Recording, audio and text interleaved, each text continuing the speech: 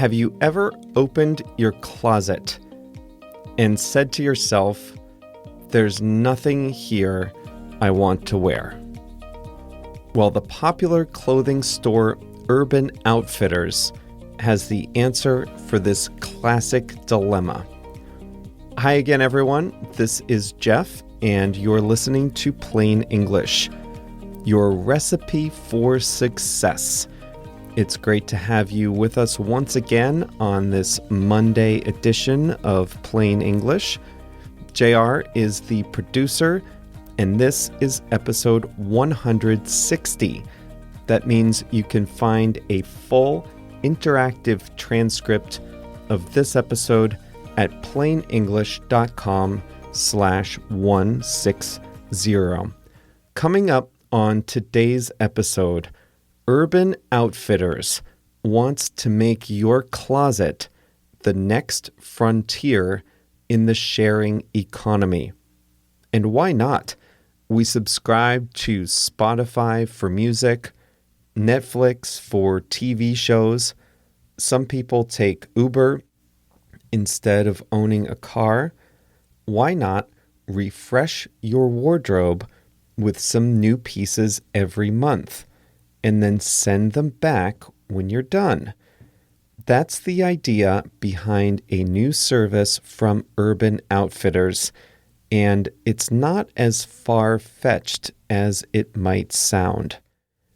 The expression we'll review later today is to have your work cut out for you. And it's Monday, so we'll have a quote of the week toward the end of the episode. I just got back from vacation. I was in Florida, and it was just the rest I needed. I spent a lot of time resting, relaxing, and reading some great books, as I told you about on Thursday.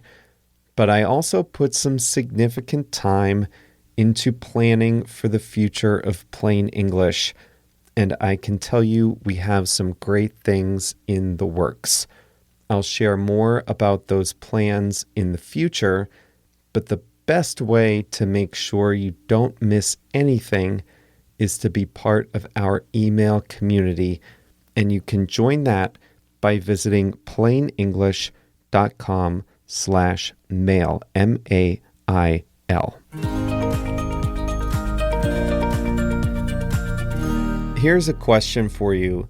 How many times have you opened your closet or your dresser drawers and said to yourself, I don't have anything I want to wear? Ladies, guys, you can admit it, even if it's just to yourself. Or how about this? How many times have you bought something that looked good and felt good the first couple of times, but after only those first few times wearing it, that shirt or jacket makes its way to the back of your closet and doesn't seem to come out again? Has that ever happened? If so, you might be interested in a new concept in fashion: clothing rentals. Now, if you are of a certain age, such as my age, you may remember renting a tuxedo or a dress for a formal dance when you were in high school or college. The prom, it's called here in the US. That's the big end of the year dance for high school kids. Everyone gets dressed up. And we would go down to the one or two stores in our town, get measured, somehow accept an ill-fitting, boring-looking, uncomfortable tuxedo and too tight shoes, and then try not to spill our drinks on it during the dance. Then we'd return it, and the company would rent it out to some other hormonal teenager the next week. Well, if that's your experience with clothing rentals, then some companies, including Urban Outfitters, are dead set on changing your mind. Instead of musty, old, ill-fitting tuxedos and dresses, they want you to think variety. They want you to think designer fashion. They want you to think convenience, the freedom to experiment, looking good, feeling good in your clothes, and never being bored with your wardrobe. These companies believe your closet is the next frontier of the sharing economy. We pay monthly for unlimited music on Spotify and TV shows on Netflix, so why shouldn't our wardrobes be as exciting and filled with variety as our playlists? The latest company to join this market, as I said, is Urban Outfitters. They announced a new venture called Nuuly, Nuuly. It's spelled oddly, but it's pronounced Nuuly. It will debut in the United States and cost $88 per month. And with that subscription, you'll get to borrow 6 items from Urban Outfitters and its other brands like Anthropology and Free People. It might seem strange for a store, which typically wants to sell you clothes, to be renting them to you instead. But as one of the company executives said, purchases make sense for things that you know you're going to use often. Rental makes sense for things that you would like to try. After you return the items, Urban Outfitters will wash them and inspect them before sending them out to another customer. That, by the way, is one of the biggest reservations that consumers have about clothing rental. The idea of putting on clothes that another person, heck, several other people, have worn before you. Companies know they have their work cut out for them if they want to convince consumers to wear clothes that others have worn before. That's why the company Y Closet, a startup in Beijing, actually made a promotional video advertising its massive industrial-scale laundry operation. They are also a clothing rental company, and in their video, they highlighted the huge washing machines, steam cleaners, and even microscopes that are part of the cleaning process, all in an effort to overcome any potential customer reservations about that. Now, one of the advantages of clothing rental is the reduction in the environmental impact of buying new clothes. Making clothing takes a lot of natural resources, and most pieces of clothing just sit in our closets most of the time.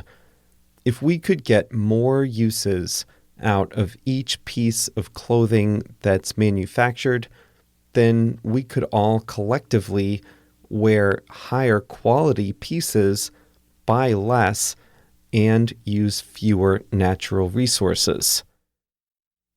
I think consumers, whatever their reservations, are catching on, either for the environmental benefits, cost savings, or just the variety and convenience. Excluding formal wear and costumes, clothing rental in the United States is worth about $1 billion per year and is expected to more than double in the coming years. There are some interesting industry pioneers. A company called Rent the Runway was started in 2009 and focuses on providing fashionable clothing to women. The service has attracted 11 million members who can either rent designer pieces one by one or sign up for a subscription that lets them borrow 4 items at a time. This is especially useful for women in business. Women feel more pressure than men to have a refreshed, varied business wardrobe, so they have taken to services like Rent the Runway to keep their wardrobes fresh. Another company in the US is called Le Tot, and a service in the UK is called Girl Meets Dress. Part of the appeal is that it lets you spend a relatively small amount of your budget on higher-end items without any chance of buyer's remorse. And now, as you've heard, mainstream fashion brands are pushing into the clothing rental market. In addition to Urban Outfitters, the clothing brands Express and American Eagle are both getting into the game. Rent the Runway, by the way, recently announced it's expanding into higher-end kids' clothing. That makes sense because kids grow out of stuff so quickly. They're also partnering with furniture store West Elm to rent out accent pillows and blankets and such. Clothing I can understand, but accent pillows? That might belong on the list of silly American things that JR can talk your ear off about.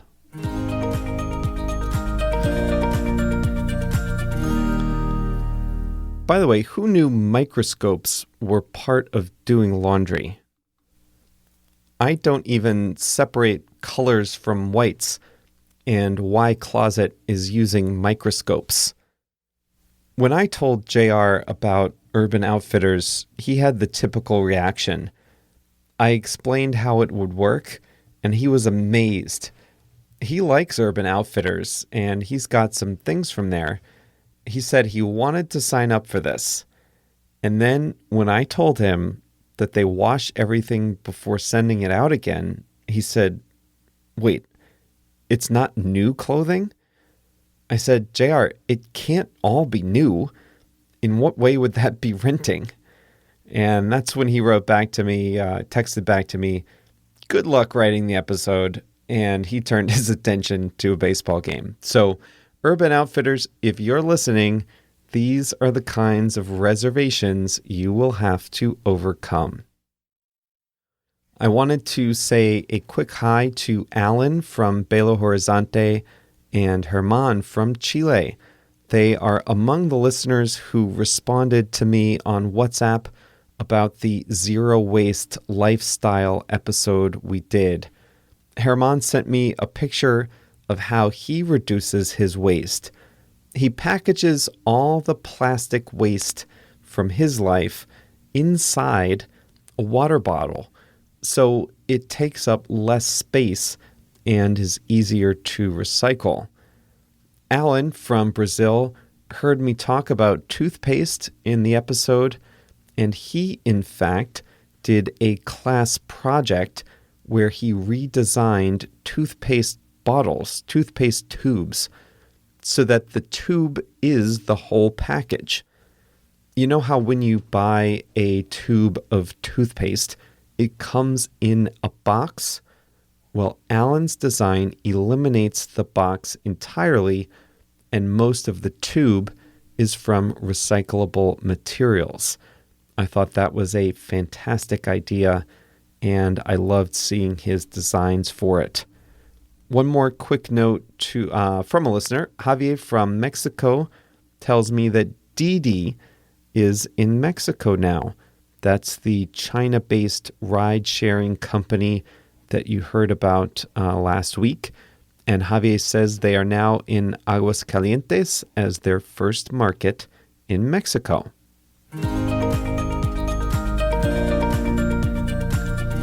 Here's an interesting English expression. If someone tells you, you have your work cut out for you, that person is telling you that you have a lot of work to do. It's usually a little bit of an admonition, like you're in a little bit of trouble and you've got to work hard to get out of this little bit of trouble.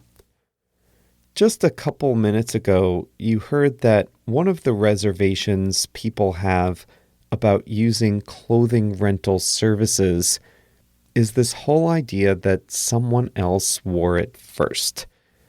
It just seems a little, I don't know, not unclean exactly, but kind of personal.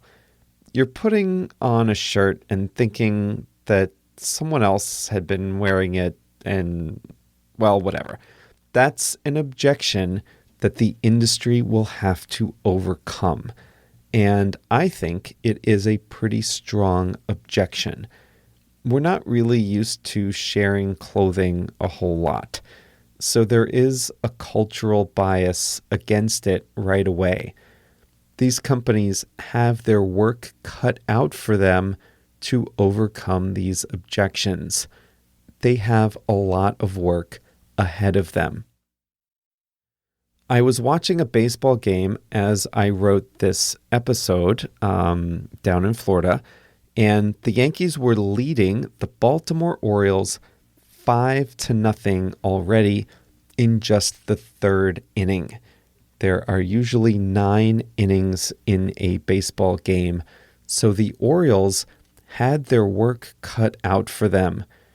They had to stop the Yankees from scoring more runs, and then they had to score at least 5 of their own. It's not easy to come back from a 5-run deficit in baseball, so the Orioles certainly had their work cut out for them. This is the sort of thing that parents say to kids. If you choose not to study for exams and it's coming up in just a couple of days, mom or dad might say, "You're not really prepared for this test, and it's coming up in just a couple of days. You've really got your work cut out for you. That means you've got a lot of work to do, and you'd better get going." This is funny. You remember a few weeks ago, I said there were 20-something Democrats who all want to go up against Donald Trump. And I even joked that a few more might jump in the race in between the time I recorded the episode and when it came out. And you know what? Someone did. The mayor of New York is now running. Now, New York is a great place. I once lived there myself, but it's not like anywhere else in America. By and large, the people outside New York want something very different from their government than the people inside New York. So the mayor there has his work cut out for him if he's going to convince people in smaller towns to support him for president. He's got a lot of work to do. It's Monday, so it's time for a quote of the week. Today's episode was about an innovative business idea, and I saw this quote the other day that I think you'll like. Here it is. You can't plow a field simply by turning it over in your mind. Gordon Hinckley, a religious leader, former leader of the Mormon Church, said that. It's kind of a play on words. When you turn something over in your mind, you think about it over and over. You think about it a lot. When you plow a field, though, You actually need to turn over the soil in the field. Now, the reason I like this quote is that if you just sit and think about something too much, you're not really accomplishing anything. You have to get out and get your hands dirty and do something. So yes, think things through, but turning something over in your mind is not the same as getting out there and plowing a field or taking some real action. Here it is once more. You can't plow a field simply by turning it over in your mind. Gordon Hinckley. You know, this is funny. As I was writing this, I was watching a baseball game, like I said, but a commercial came on for a tuxedo rental company. And the characters on the commercial were wearing big, ugly cardboard boxes. And the voiceover said, "Don't rent a boxy suit." So they want to send you a rental tuxedo by mail that fits you well based on your real measurements. So you heard it here first. Clothing rental is now a thing. I hope you enjoyed today's episode. If you did, then you'll love being part of our email community. You'll get extra English study resources delivered right to your email, straight from JR and me, every Monday and Thursday, and sometimes Saturdays.